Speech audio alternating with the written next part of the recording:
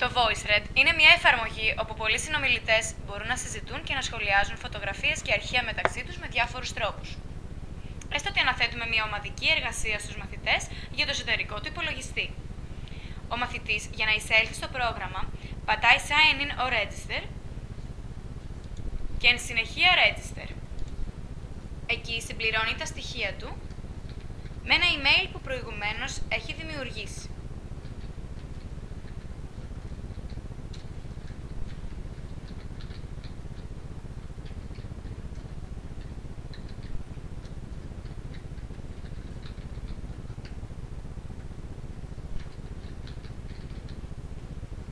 Αφού έχει εγγραφεί, εισέρχεται στο VoiceThread πατώντας My Voice. Πληκτρολογεί τα στοιχεία του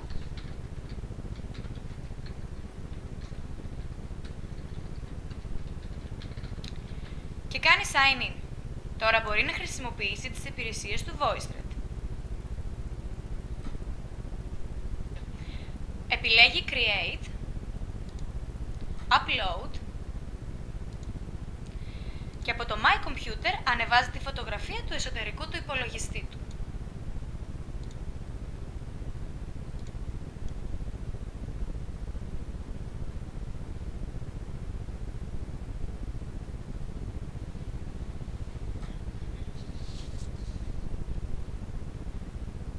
Τώρα οι μαθητές καλούνται να αναγνωρίσουν και να σημειώσουν τα μέρη της κεντρικής μονάδας επεξεργασίας του υπολογιστή τους. Πατώντας Comment, ο μαθητής έχει 5 τρόπους για το σχολιασμό της εικόνας του. Τηλέφωνο, μικρόφωνο, κάμερα, την επιλογή του και σχολιάζει την εικόνα του.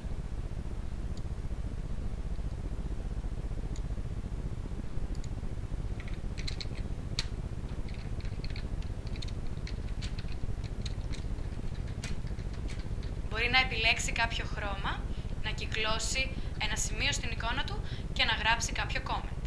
Στη συνέχεια πατάει Save, ενώ αν θέλει να διαμορφώσει εκ νέου την παρουσίασή του, πατάει Type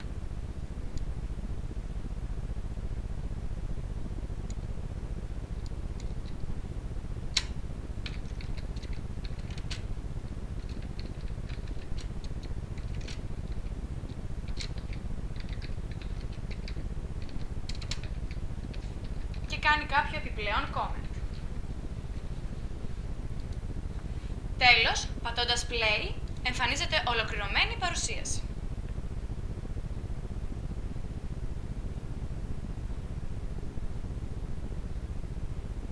Στη συνέχεια, πατάμε Add και συμπληρώνουμε το όνομα και το mail του συμμαθητή, καθώς και το όνομα της εργασίας και κάνουμε Send Invite.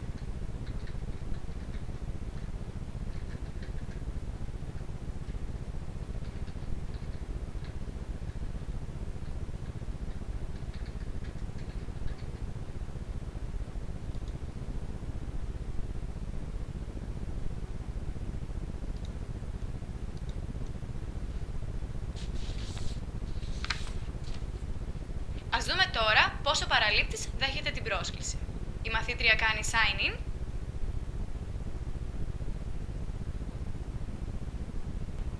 Επιλέγοντας την και μέσω του Play, παρακολουθεί την παρουσίαση και εν συνεχεία έχει τη δυνατότητα να κάνει το δικό της comment. Η μαθήτρια επιλέγει να σχολιάσει τη φωτογραφία μέσω του μικροφόνου αυτή τη φορά. Γιάννη, μπορείς να μου πεις πού είναι ο επεξεργαστής και οι υποδοχές μνήμης?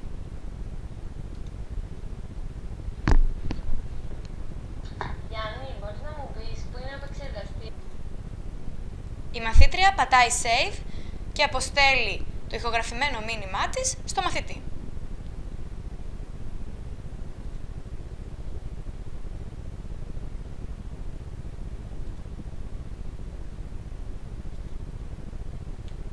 Βρισκόμαστε τώρα στο λογαριασμό του μαθητή. Στο κεντρικό μενού του έχει εμφανιστεί το comment που έλαβε από τη μαθήτρια και καλείται να απαντήσει σε αυτό.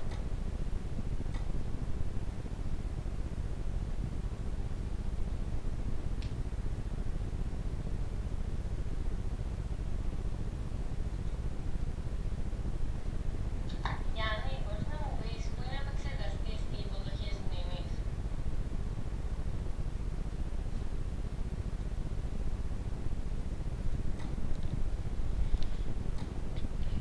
Ο μαθητής, αφού έχει ακούσει το ηχο...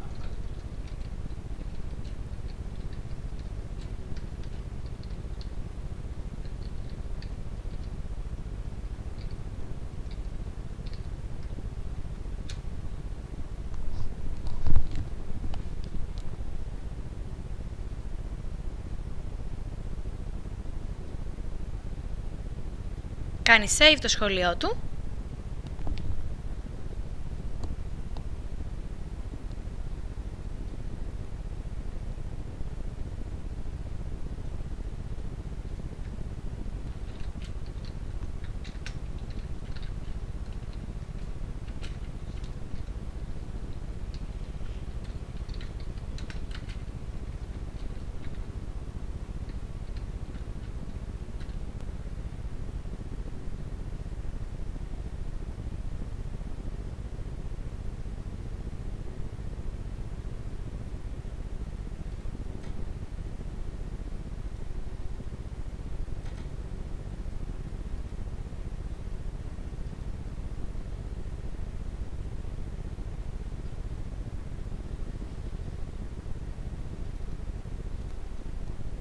Τέλος, ο χρήστης αποσυνδέεται από το πρόγραμμα κάνοντας Sign Out. Μια επιπλέον εφαρμογή του VoiceThread αφορά την θεματική ενότητα αναζήτηση στο διαδίκτυο, όπου πάλι οι μαθητές οργανωμένοι σε ομάδες μπορούν να μοιραστούν μέσω upload URL με τους συμμαθητές τους ενδιαφέροντα link και να τα σχολιάσουν με τους τρόπους που παρουσιάσαμε.